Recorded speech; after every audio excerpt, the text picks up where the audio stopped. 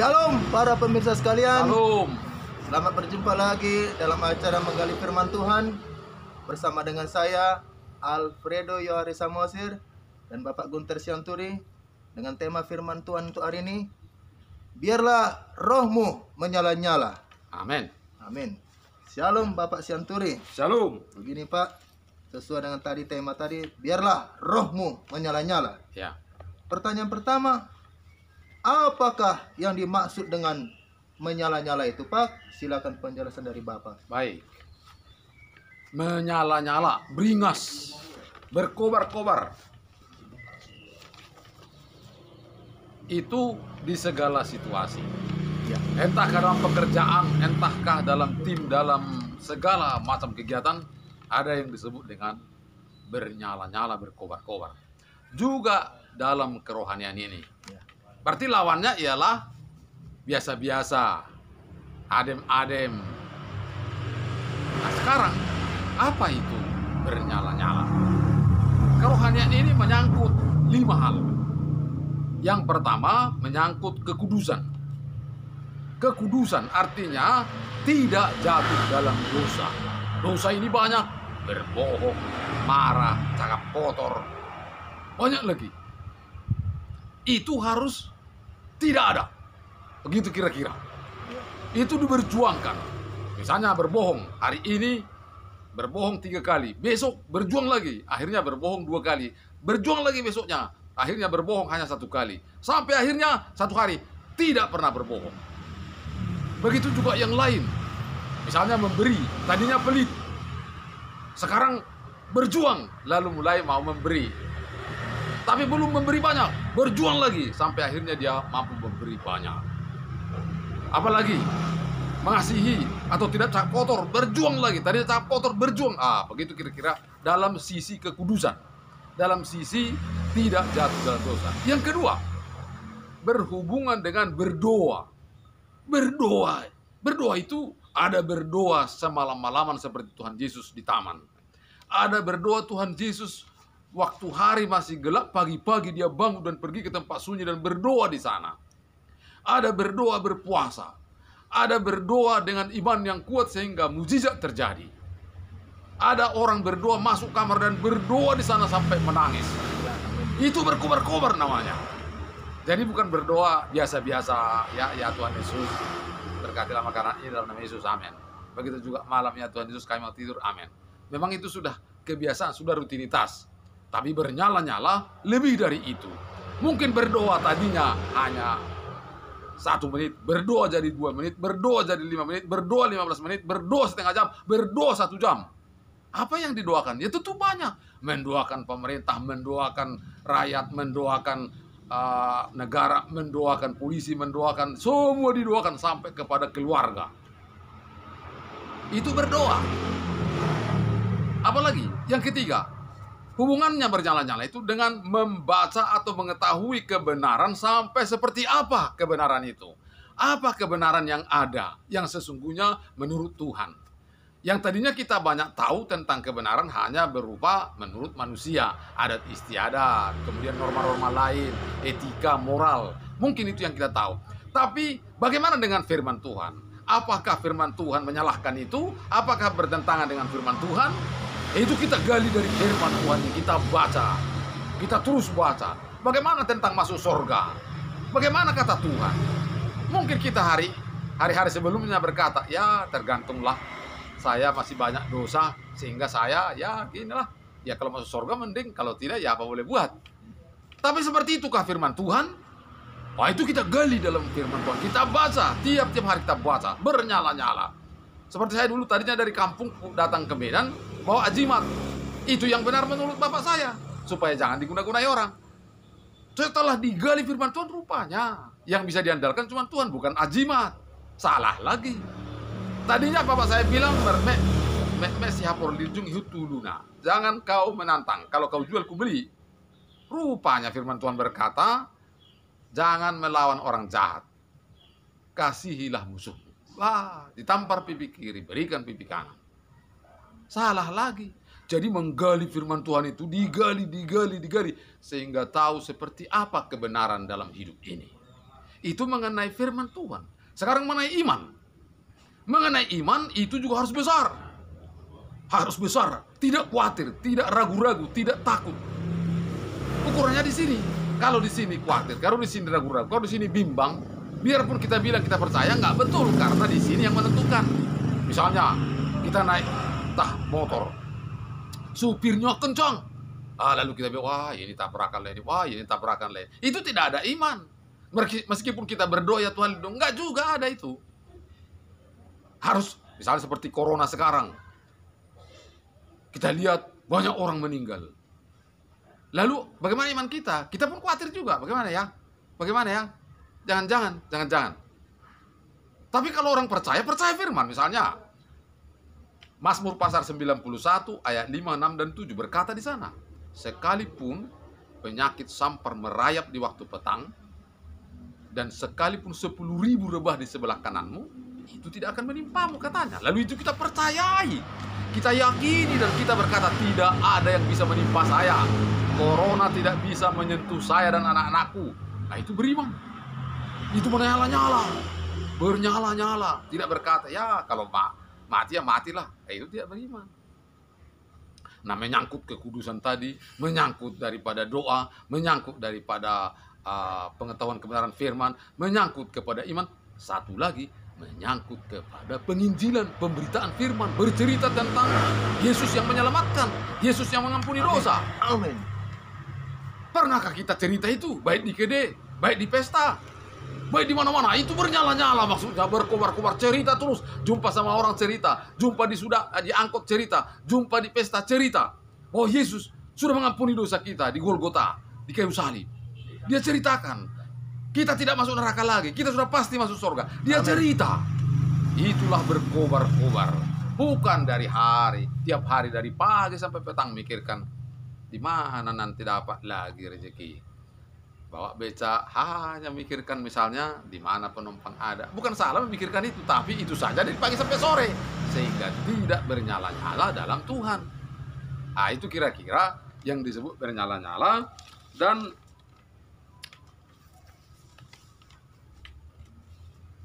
ya itu dulu. Terima kasih. Itu tadi jawaban ke pertanyaan pertama ya. Ya. Kita lanjut Pak ke pertanyaan selanjutnya, ke pertanyaan nomor 2. Untuk apakah bernyala-nyala itu Pak? Ya. Silakan penjelasannya. Perlu ditanya itu. Dia kan sama Iya, untuk apa? Untuk apa? Apa gunanya? Padahal nggak hubungan sama saya. Betul. Jadi sebenarnya begini. Kita itu tadinya benar-benar belum mengenal Tuhan ya. Jadi tak perlu itu. Sekarang Tuhan sudah menebus kita. Amin. Nah, kita baca dulu 1 Korintus pasal 7 ayat 23. 1 Korintus pasal 7 ayat 23. Firman Tuhan, kamu telah dibeli dan harganya telah lunas dibayar. Karena itu, janganlah kamu menjadi hamba manusia. Ya, tadinya misalnya saya anaknya si A. Si A ini kerjanya ya berkelahi, ya menjual apa macam-macam yang tidak bagus, ya kemudian membungakan uang dan macam-macam. Saya di situ itu kerjanya. Lalu datang si Samosir, dibelinya saya. Samosir ini pendeta. Lalu setelah di sini, ya kerjaku hanya sesuai dengan apa yang dia lakukan. Kita sudah dibeli oleh Tuhan, sudah dibeli oleh Tuhan Yesus, sudah dibayar dosa kita. Ya, amin. Kita miliknya sekarang. Amin. Jadi kodrat kita bukan lagi manusia lama. Ya. Kodrat kita manusia baru, manusia Amin. Allah, manusia sorga. Amin. Jadi yang kita harus lakukan, yang kita sekarang, ialah seperti yang dikehendaki Tuhan. Itulah berkobar-kobar dalam 5 hal tadi.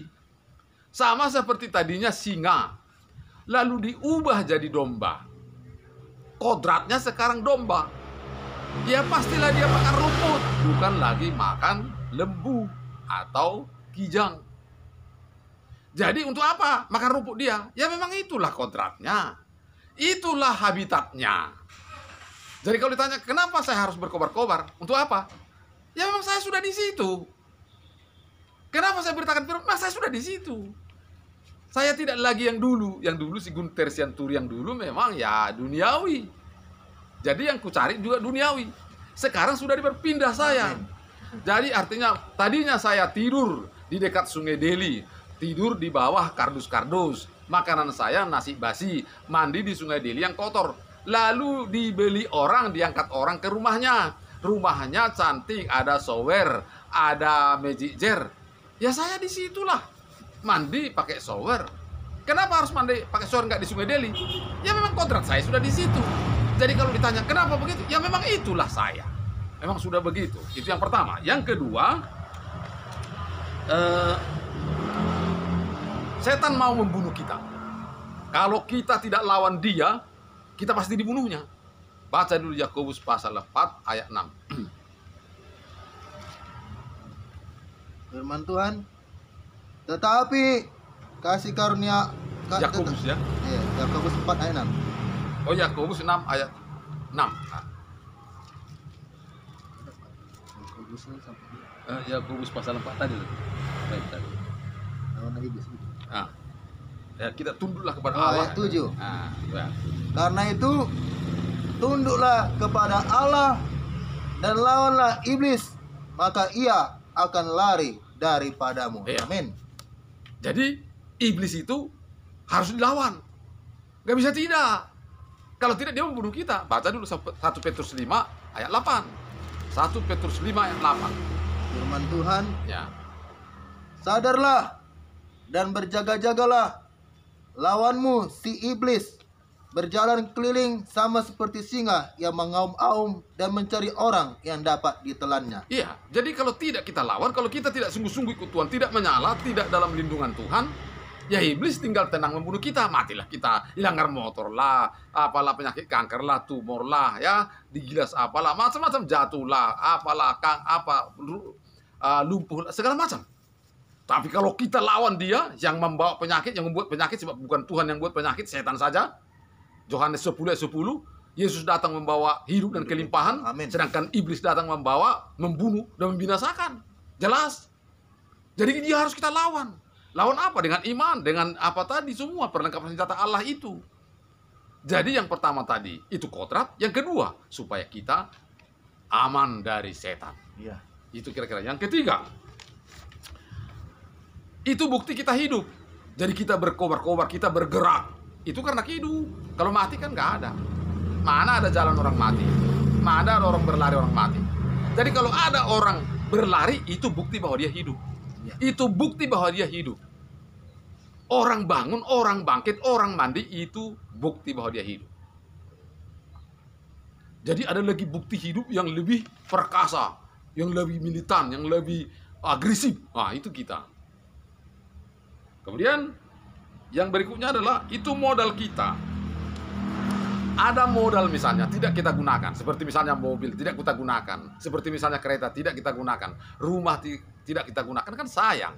Ada tangan kita, ada mulut kita, tidak kita gunakan, kan sayang. Sayanglah. Ada uang kita di bank, tahu-tahu nanti sudah kiamat, kan sayang. Sayanglah. Semua modal kita, tenaga pikiran, itu kan modal yang harus digunakan supaya tidak sayang. Nah itu. Jadi bergerak itu tujuannya. Nah yang berikutnya adalah supaya anak-anak kita diberkati Tuhan dan lebih hebat dari kita. Bagaimana kita berencana terhadap anak-anak kita supaya mereka lebih perkasa dari kita.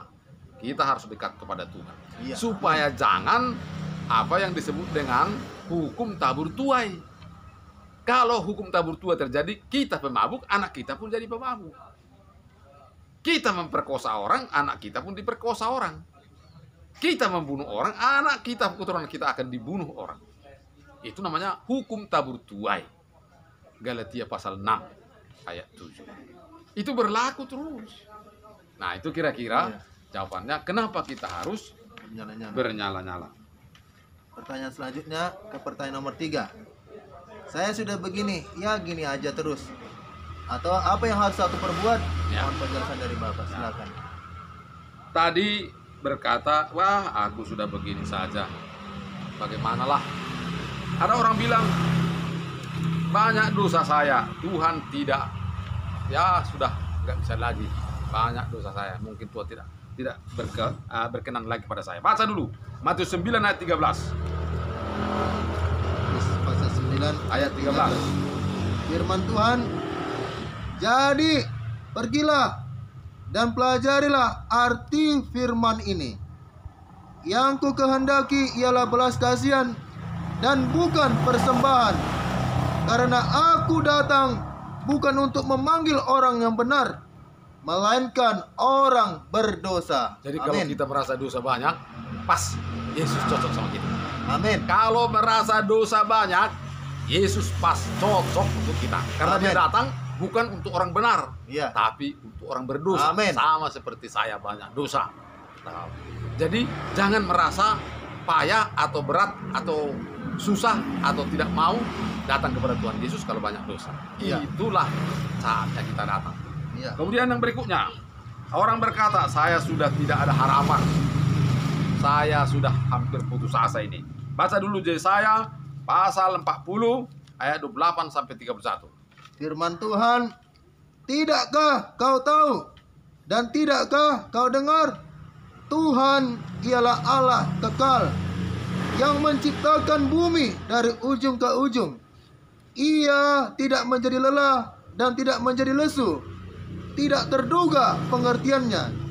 Dia memberi kekuatan kepada yang lelah dan menambah semangat kepada yang tiada berdaya. Orang-orang muda menjadi lelah dan lesu. Sampai situ aja. Ya. Jadi Tuhan itu memberi semangat kepada yang lelah. Anda merasa tidak punya harapan lagi, Tuhan mau memberi semangat, mau memberi harapan Ya, kepadamu, amin. kepada kita semua.